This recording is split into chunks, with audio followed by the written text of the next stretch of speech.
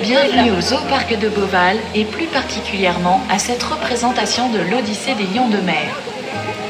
Le Zoo-Parc de Beauval est un parc privé qui a ouvert ses portes en 1980. Chaque année, nous l'agrandissons. Beauval est le seul zoo français à vous présenter des pandas géants, mais également des koalas qui partagent la serre australienne avec les rarissimes kangourous arboricoles. Quand vous aurez terminé votre visite, vous aurez vu plus de 10 000 animaux, le plus important complexe animalier de France, avec chaque année plus de 550 naissances.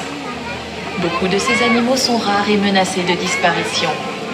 Le Zoo-Parc de Beauval est très impliqué dans la protection des espèces et apporte son soutien à travers son association Beauval Nature à différentes institutions qui tentent de protéger les animaux dans leur milieu naturel. En 2016, 43 programmes de conservation et 37 programmes de recherche ont été sélectionnés et accompagnés dans leur mission grâce à un ensemble de dons dépassant la somme de 600 000 €. Cette somme a pu en partie être récoltée grâce au parrainage des animaux de Beauval. En effet, vous aussi pouvez aider à la sauvegarde de la biodiversité. Les otaries que vous allez admirer peuvent être parrainés. Pour cela, il vous suffit de demander le fascicule de parrainage en boutique, à la maison Beauval Nature, dans nos services de restauration ou sur notre site internet zooboval.com. Les fonds ainsi récoltés sont intégralement reversés à l'association Beauval Nature. Dans quelques instants, vous allez pouvoir observer des lions de mer de Californie. Si cette espèce n'est pas menacée dans son milieu naturel, son élégance et son agilité en font une parfaite ambassadrice des océans en parc zoologique.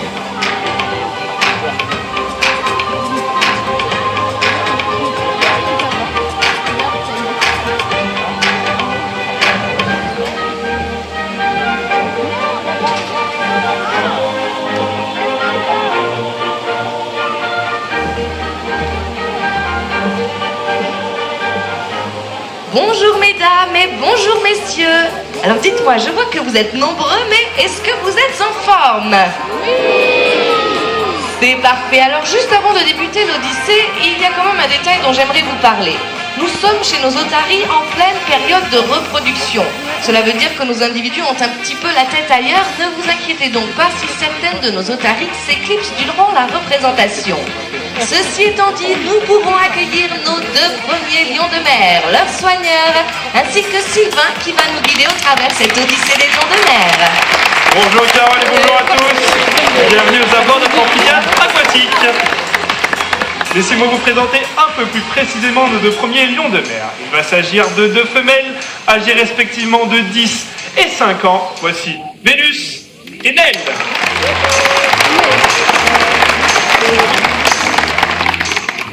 Bien Sylvain, alors avant de réellement débuter l'Odyssée, il y a quand même un détail qui me tracasse.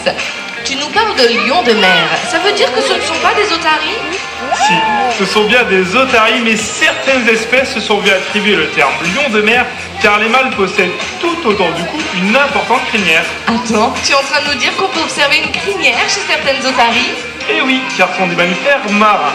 Les otaries possèdent un poil très ras qui, il est vrai, n'est pas facile à observer lorsqu'elles sont mouillées, mais regardez bien, quand on les caresse à rebrousse-poil, là, vous pouvez facilement l'apercevoir. Ah d'accord, il y a donc différentes espèces d'otaries ou lions de mer.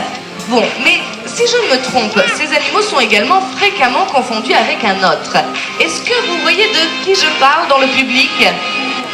Oui, c'est le phoque. Sylvain, est-ce que tu pourrais nous apprendre à reconnaître les 2 espèces? Bien sûr. La première différence va être la manière dont il se déplace sur le sol. Mais regardez bien, puisque Nell va tout de suite vous faire une petite imitation du phoque.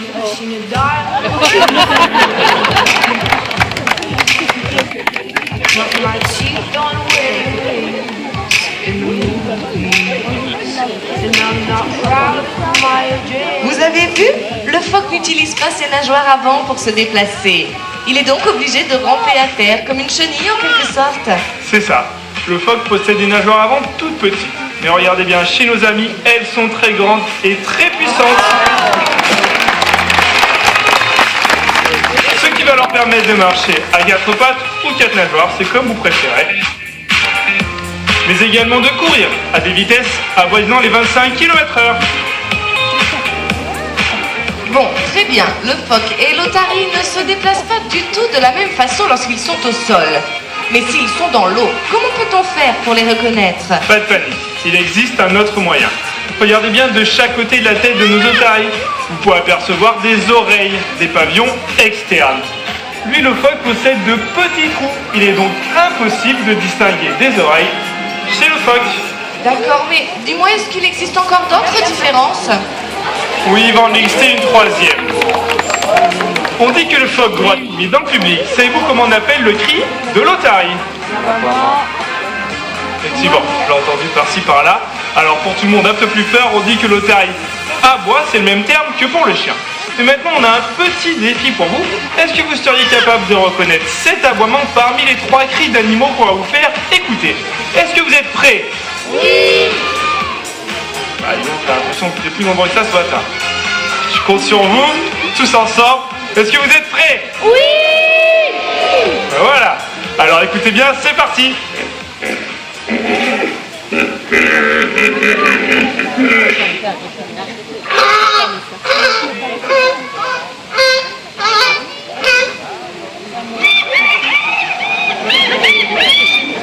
Alors dans le public, qui vote pour le cri numéro 1? Il y a plus de bruit que de main levée quand même. Pour le numéro 2? Alors, je pense que tout le monde est presque d'accord. Et le numéro 3? Madame, je vous ai vu, c'était civil. Mais pas grand monde d'autre. Eh bien, on va tout de suite vérifier avec Nel.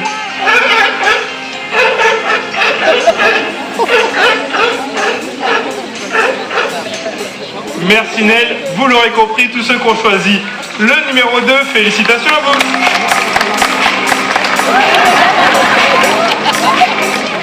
Allez, juste pour information, pour ceux qui avaient voté pour le cri numéro 1, il s'agissait de l'hippopotame. La vocalise numéro 3 correspondait à la hyène. Alors c'est vrai que ces cris peuvent nous paraître bizarres, mais la communication sonore est très importante chez ces animaux. Ces vocalises très complexes permettent par exemple au mâle de protéger son territoire ou au petit et à sa mère de se retrouver lorsque celle-ci revient après être allée pêcher en mer. Eh ben super, merci Sylvain. Maintenant, plus aucune excuse. Nous ne pouvons plus confondre phoque et otarie. Avec plaisir Carole.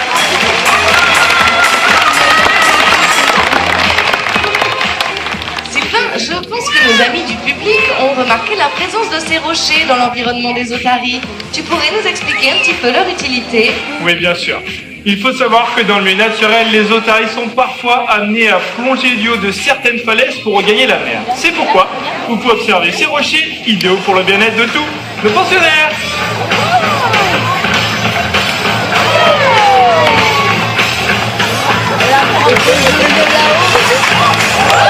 Vénus et Nel.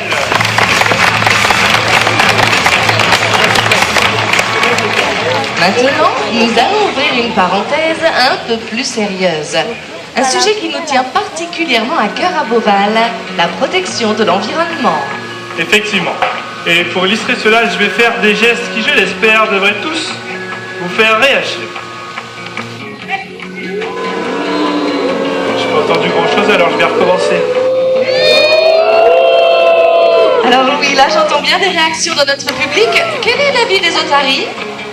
Bah oui, vous avez raison de vous cacher. De tels gestes contribuent à la pollution de notre planète.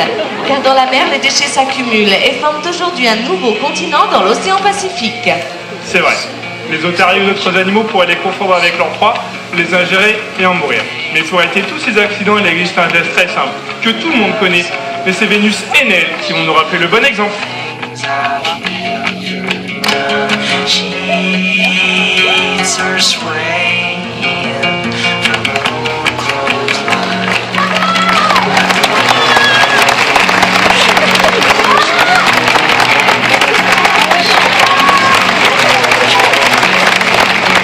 Les filles, c'était parfait. Les bouteilles en plastique dans la poubelle des déchets recyclables. Avec des gestes simples, nous pouvons tous nous inscrire dans une démarche éco-citoyenne. Que ce soit pour tous ces animaux, mais aussi pour nos générations futures.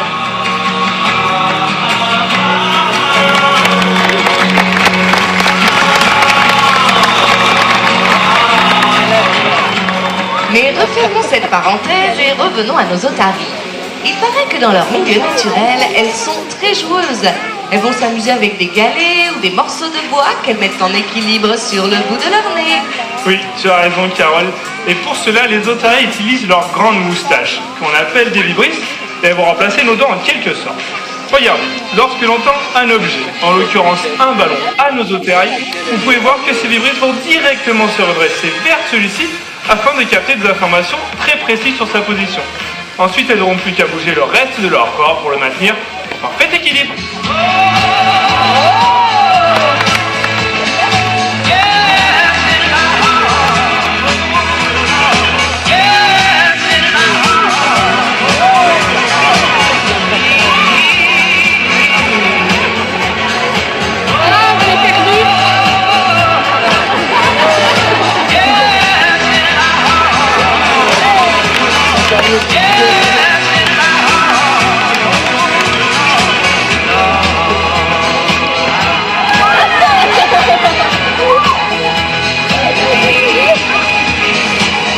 C'est parfait, je pense qu'on peut applaudir bien fort. Nel et Vénus.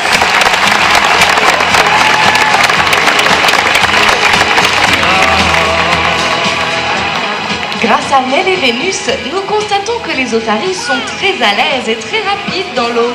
Effectivement, les otaries peuvent rester 10 minutes en apnée, plonger jusqu'à 300 mètres de profondeur et nager jusqu'à 40 km/h en glissant sous l'eau. Mais regardez bien, Vénus va tout de suite vous montrer comment les otaries surfent.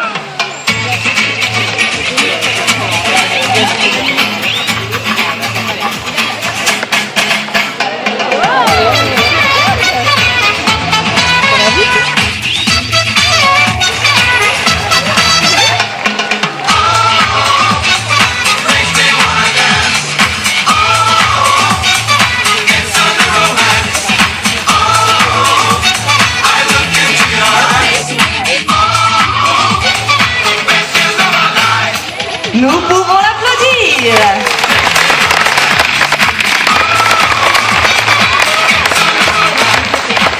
Agile et rapide, d'accord, mais elle me semble également très puissante. Tout à fait. Les otaries peuvent facilement se propulser en dehors de l'eau. Cela peut leur permettre entre autres d'attraper certains oiseaux au vol dont elles se nourrissent parfois. Nel et Vénus, c'est à vous.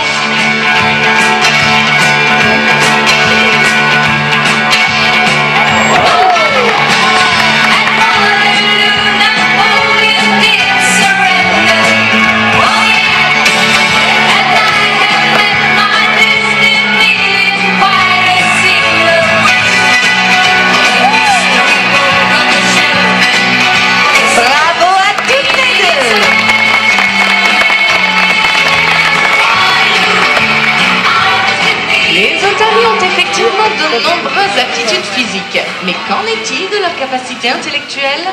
Les otaries sont des animaux très intelligents et elles vont tout de suite vous le prouver. Comme vous pouvez le constater, tout autour de notre bassin, vous pouvez apercevoir différentes formes. On va simplement demander à nos otaries d'aller toucher une forme bien précise. Et ce matin, pour commencer...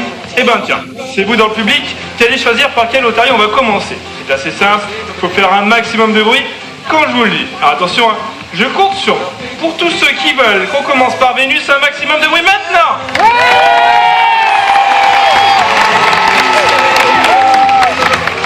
Je trouve ça correct pour un échauffement, c'est pas mal. Maintenant pour Nel. Ah, Nel a déjà compris qu'elle avait gagné et elle a envie de jouer tout de suite. Mais alors Nel, sois pas si pressée que ça. On va attendre qu'elle finisse, hein. Voilà. C'est un faux départ pour Nel. On va donc commencer par Vénus. Je crois qu'on va vraiment la laisser. Bon, elle est avec nous. Bah alors Nel, t'as raté le départ. Oui, bah oui, tu peux te cacher. Oui. Ça c'est sûr. Pourtant c'était pour toi qu'il y avait plus de bruit. Mais on va commencer par Vénus pour la paix. Et pour la forme, vous êtes un petit peu trop nombreux dans le public quand même pour choisir. Bah tiens, Carole, c'est toi qui vas le faire. Ah, super. Alors attends, laisse-moi réfléchir. Eh bien écoute, au fond du bassin, le triangle, s'il te plaît. D'accord. Tout là-bas? Oui, tu t'es caché, c'est bien pour pas tricher, pas moi. Vénus, le triangle.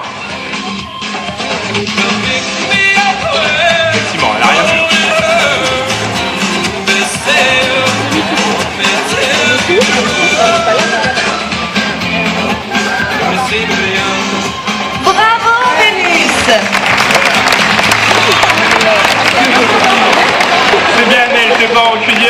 rancunière, pardon, tu applaudis les tu as bien raison. Cette fois, c'est à ton tour, mais quand on te le dit, hein. Et même principe, Carole, c'est toi qui vas choisir la forme que tu souhaites. Ah, écoute, j'ai bien l'impression que Nel se prend pour une star aujourd'hui, donc je vais choisir sa forme préférée, l'étoile. C'est sûr, tu renforces ça, hein, tu l'encourages. Bah oui, c'est quand même une vraie star, on est d'accord. Bon, ça marche. Pour cette fois, Nel, l'étoile.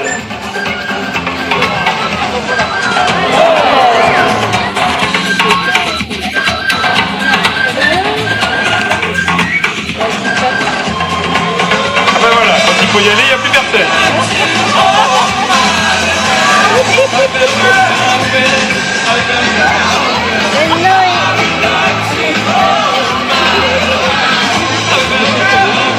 Elle s'est vraiment durée, elle réclame encore peut-être quelques encouragements. Voilà, c'est parfait.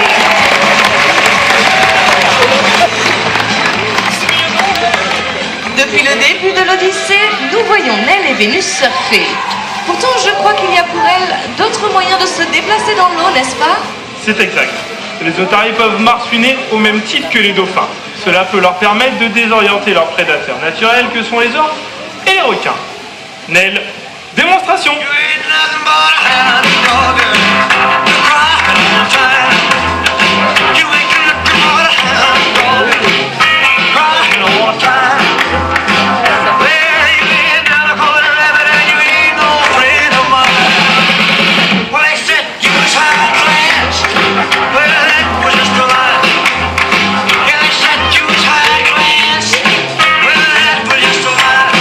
Nous pouvons l'applaudir bien fort.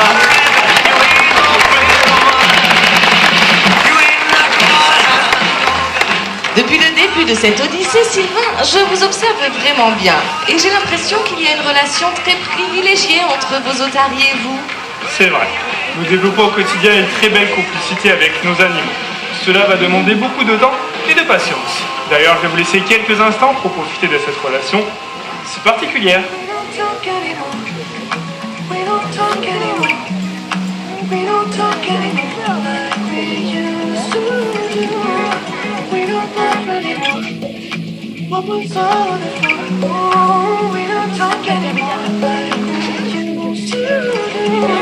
I just heard you found the one you've been looking for.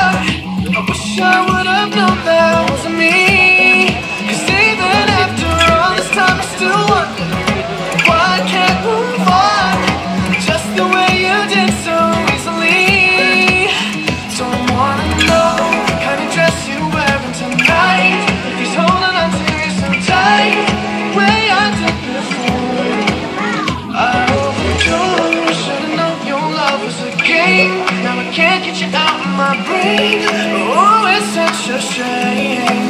We don't talk anymore. We don't talk anymore. We don't talk anymore like we used to. We don't laugh anymore. What was all before? Oh, we don't talk anymore like we used to. I just hope you know you're next to somebody who knows how to love you like me. Must be a good reason that you're gone. Every now and then I think you might want me to come show up at your door, but I'm just too afraid that I'll be wrong. So I wanna know if you're looking into her eyes, she's holding on to you so tight, the way I did before. I overdosed, should've known your love was a game. Now I can't get you out of my brain. Oh, it's such a shame. We don't talk anymore. We don't talk anymore. We don't talk anymore like we used to do. We don't laugh anymore. What was all before? Oh, we don't talk anymore like we used to do.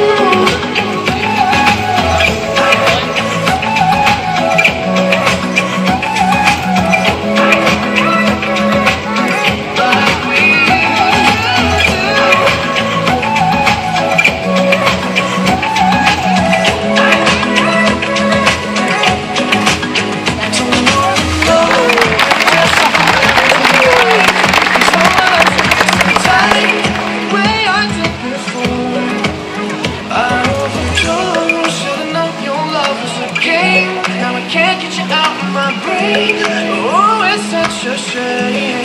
We don't talk anymore. We don't talk anymore. We don't talk anymore.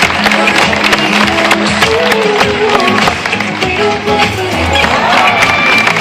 Vénus, et Chloé, Nel et Laura.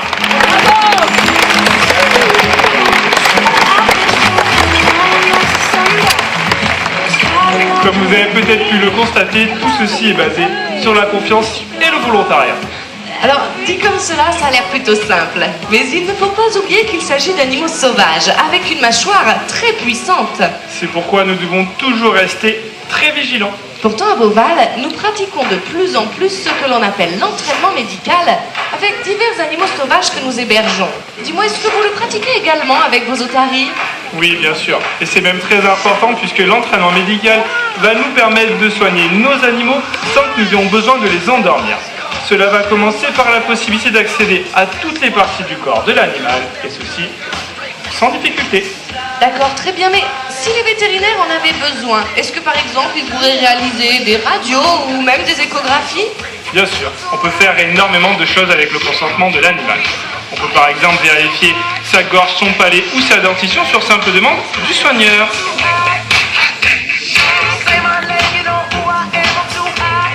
Si les vétérinaires le souhaitent, ils pourraient également écouter le cœur ou la respiration de nos animaux à l'aide d'un stéthoscope, et ceci sans que l'animal ne bouge. C'est moi, Vénus.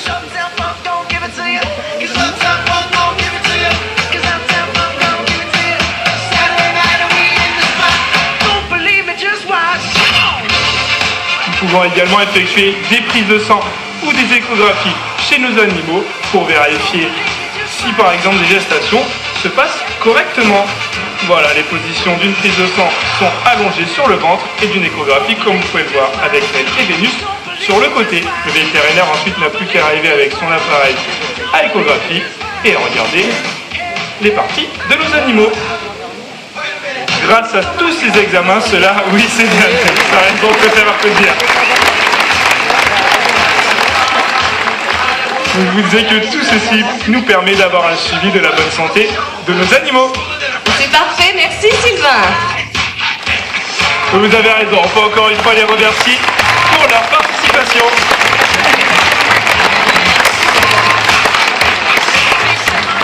Ces êtres aquatiques nous rappellent la beauté du monde animal. Nous pouvons ensemble les protéger. Alors n'oublions pas qu'à la maison, lors de promenades à la mer, à la montagne ou ici, au Zooparc de Beauval, chacun de nos gestes compte.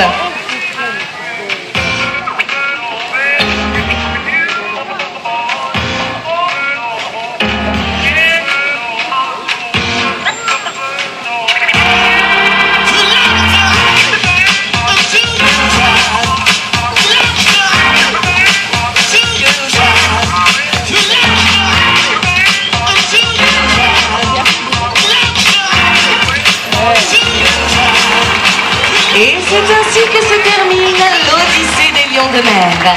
Mais avant de partir, toute l'équipe vous souhaite une très bonne journée au Zooparc de Beauval. Merci, au revoir et à très bientôt.